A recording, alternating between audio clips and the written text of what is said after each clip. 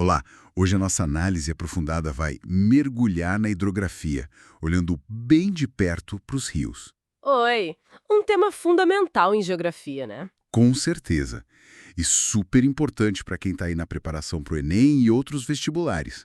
Temos um material bem completo aqui para a gente destrinchar os pontos essenciais. Isso aí.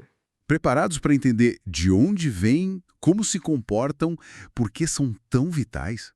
Bom, vamos lá então. Para começar, assim, o que define um rio? Olha, de forma simples, é um fluxo de água, doce, sabe? Que segue um caminho, um leito. Certo. E essa água vem da chuva, de nascentes, lá do subsolo, ou até de degelo, dependendo do lugar. O rio tem partes. A nascente, onde ele brota. Onde começa tudo. Exato. A foz, onde ele deságua, que pode ser no mar, um lago ou até em outro rio. E tem o curso, que é o caminho todo. Ah, e os afluentes. Os rios menores que entram no principal, né? Isso. E a gente fala em montante, que é na direção da nascente, e jusante, na direção da foz. E entendi. E essa água toda, ela não só corre, ela transforma o lugar por onde passa, certo? Como é que é isso? Totalmente. A água é um agente erosivo poderoso.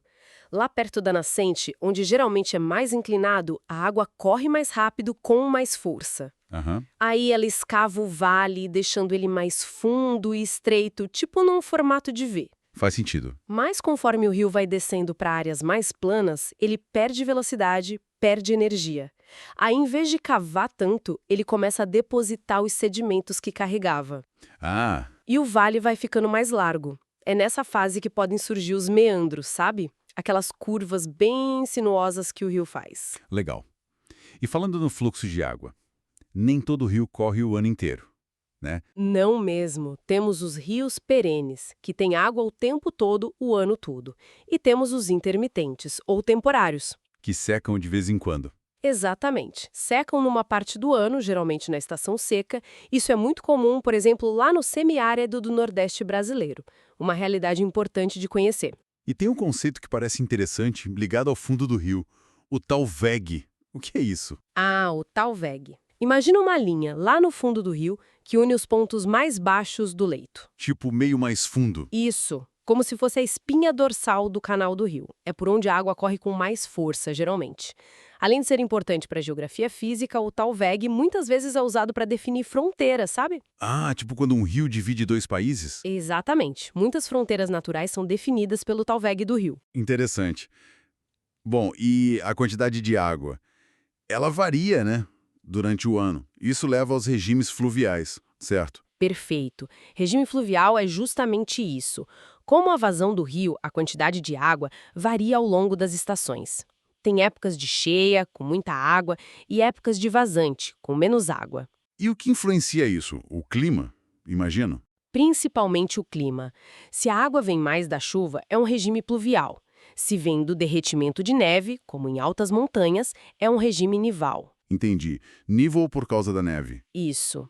Mas a vegetação da bacia hidrográfica e o tipo de solo também contam, porque eles afetam quanta água infiltra e quanta escoa direto para o rio. E no regime nival, a cheia é quando a neve derrete, então.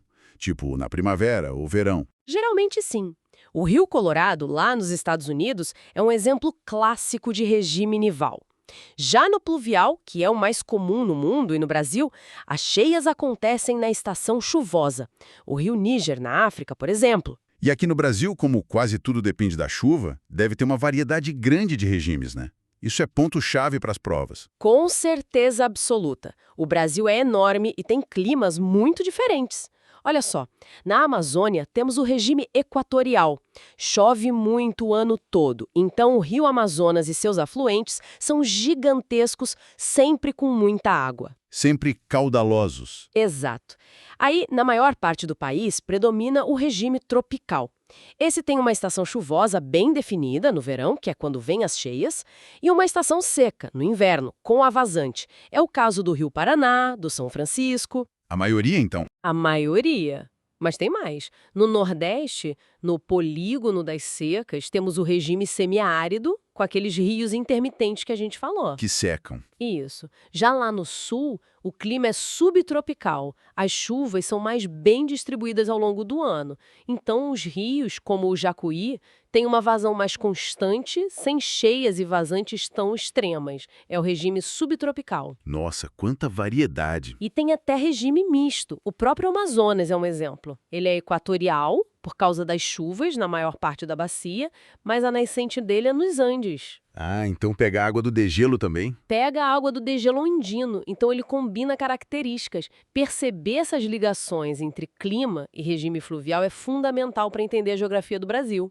Essencial para o Enem. Sem dúvida. Bom, o rio correu e chegou no fim. Onde ele encontra o mar, um lago, a foz, né? Isso, a foz. E, basicamente, temos dois tipos principais. Quais são?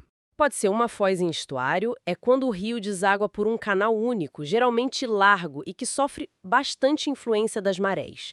Pensa no Rio da Prata, entre Argentina e Uruguai. Certo, um canal só. E o outro tipo? O outro tipo é a foz em delta. Nesse caso, o rio, ao chegar perto do mar, perde força e deposita muitos sedimentos.